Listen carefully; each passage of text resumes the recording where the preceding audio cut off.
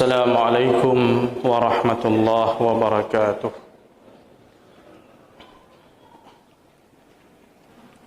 الحمد لله بنعمته تتم الصالحات.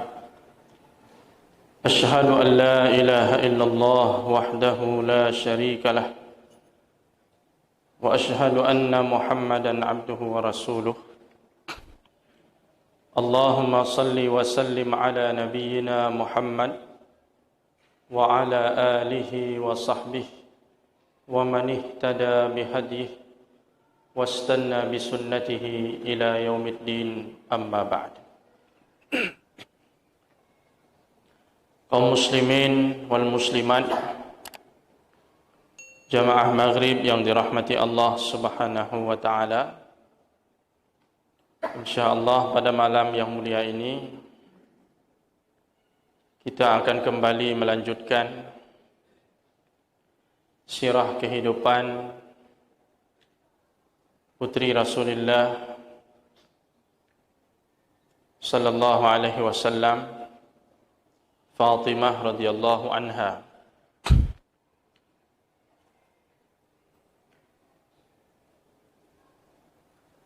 Setelah wafat Rasulullah sallallahu alaihi wasallam, yang menjadi khalifah kaum muslimin adalah sahabat yang mulia Abu Bakar As-Siddiq radhiyallahu anhu.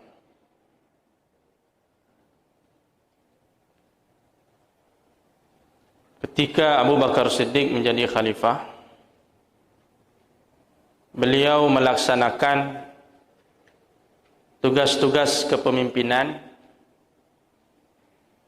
sebagaimana yang dijalani oleh Nabi sallallahu alaihi wasallam. Beliau tidak mengubah sedikit pun haluan kepemimpinannya itu. Sebagaimana yang dilakukan, yang dijalankan oleh Nabi sallallahu alaihi wasallam, begitulah yang dijalankan oleh Abu Bakar Siddiq radhiyallahu anhu. Karena Abu Bakar Siddiq merupakan salah seorang sahabat Rasulullah terbaik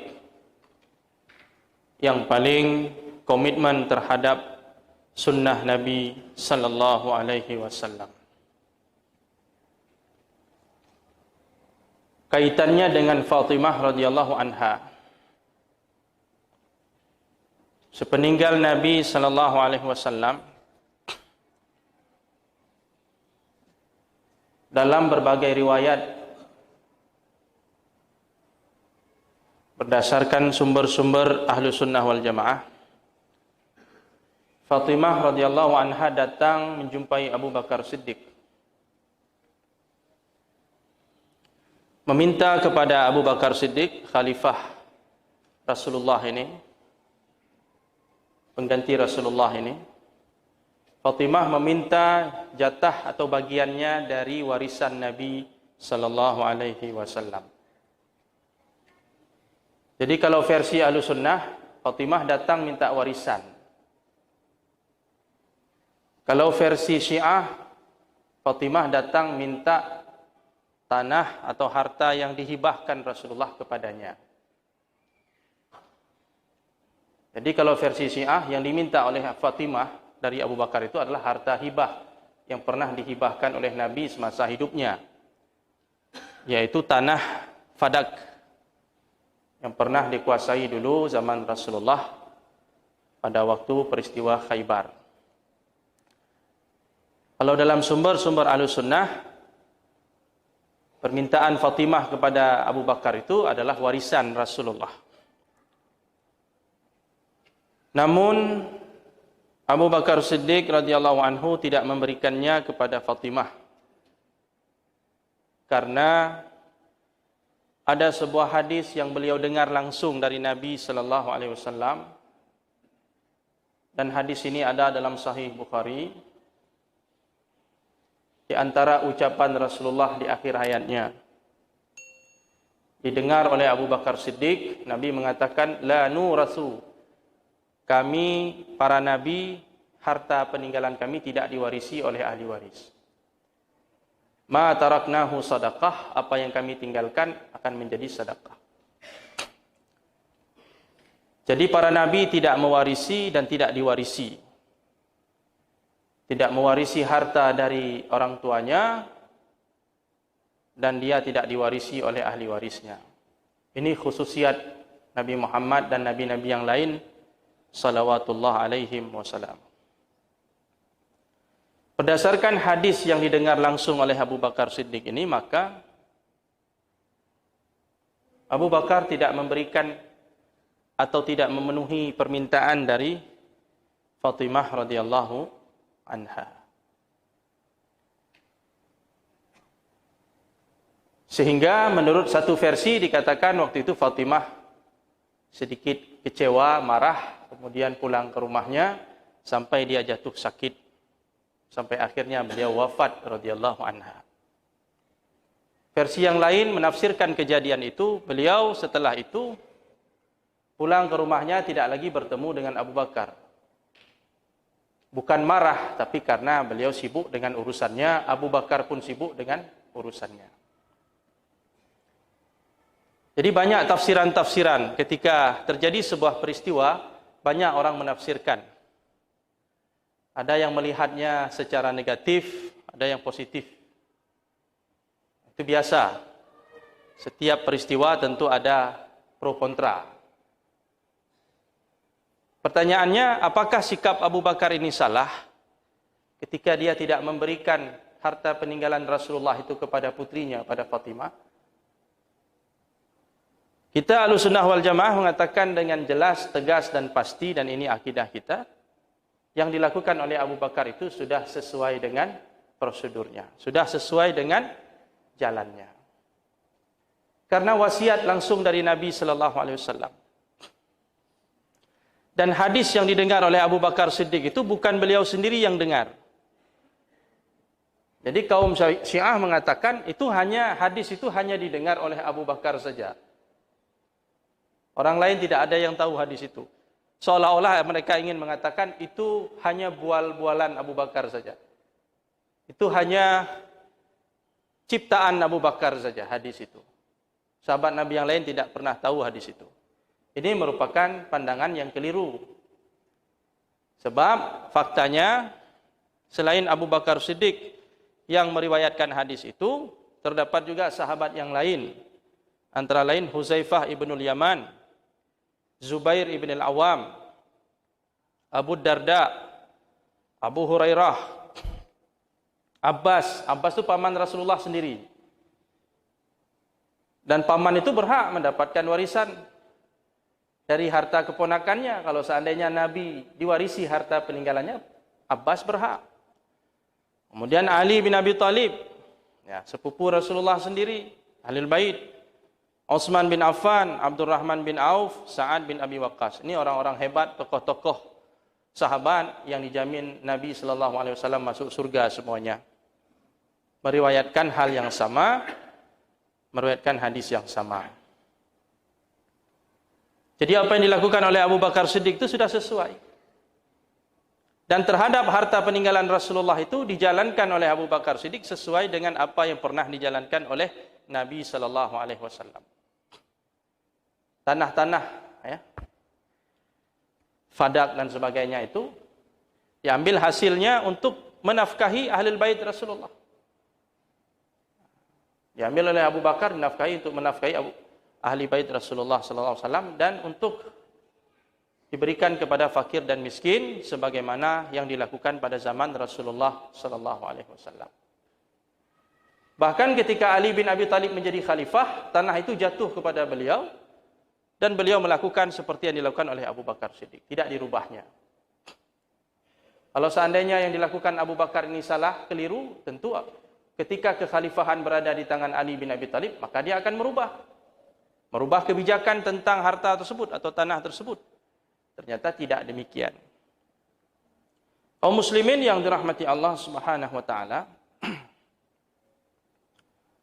maka dalam hal ini terkait dengan peristiwa ini muncul kemudian syubhat-syubhat. Dalam hal ini syubhat yang disampaikan oleh kaum Syiah terhadap Ahlu Sunnah. Mereka mengatakan, bagaimana bisa Abu Bakar bersikap demikian? Padahal dalam Al-Quran Allah Subhanahu wa taala berfirman, A'udzubillahi minasyaitonirrajim, yusikumullahu fi auladikum lidzakari mislu hazzil unsayain. Jadi Allah telah berpesan, berwasiat kepada kalian semua tentang jatah warisan bagi anak-anak kalian. Lidzakari mislu hazzil unsayain. Bagi anak laki mendapat 2 bagian anak perempuan. Ketentuan dalam warisan. Anak laki-laki 2 kali lebih besar dari bagian anak perempuan. Di sini Allah mengatakan kalian semua, berarti anak kalian berhak mendapatkan warisan dari ayahnya. Berarti termasuk Rasulullah. Rasulullah juga punya anak, maka anaknya berhak mendapatkan warisan dari ayahnya berdasarkan ayat ini. Jadi seolah-olah mereka ingin mengatakan hadis yang diriwayatkan oleh Abu Bakar Siddiq itu bertentangan dengan ayat ini. Dalam ayat mengatakan pada harta orang tua itu ketika meninggal ada jatah yang akan diwariskan oleh anak-anaknya. Rasulullah itu kan orang tua juga dan punya anak, dan anaknya itu berhak mendapatkan warisan dari Rasulullah sallallahu alaihi wasallam berdasarkan ayat ini. Kemudian ahlu ulama ahlu sunnah wal jamaah menjawab, ini kan syubhat itu harus dijawab. Dalil, argumen harus dibantah juga dengan argumen. Tidak bisa argumen dilawan dengan sentimen. Tidak selesai itu. Dalil harus dengan dalil, argumen dengan argumen. Maka ulama kita kemudian mengatakan, ayat tersebut, khitab dari ayat itu tidak termasuk Nabi dan para Rasul. Arah pembicaraan dari ayat itu, yusikum, Allah mewasiatkan kepada kalian. Siapa maksud kalian di situ? Apakah termasuk Nabi? Dalam hal ini tidak termasuk Nabi. Kenapa? Karena ada hadis yang mengkhususkan. Ayat bicara untuk kalian semua, tapi datang hadis menjelaskan maksud kalian di sini adalah tidak termasuk Rasulullah. Selain Rasulullah, karena Rasulullah itu kan ada khususiat. Ada kekhususan-khususan yang tidak kita miliki. Yang tidak berlaku kepada kita. Itu satu fakta yang harus kita yakini terlebih dahulu. Masalah menikah lebih dari 4, itu kan khususiat. Masalah Rasulullah berpuasa berhari-hari tidak berbuka. Kalau kita dari terbit fajar sampai terbenam matahari berbuka. Rasulullah itu puasa berhari-hari, terus-menerus tidak ada buka. Itu khusus bagi Nabi sallallahu alaihi wasallam.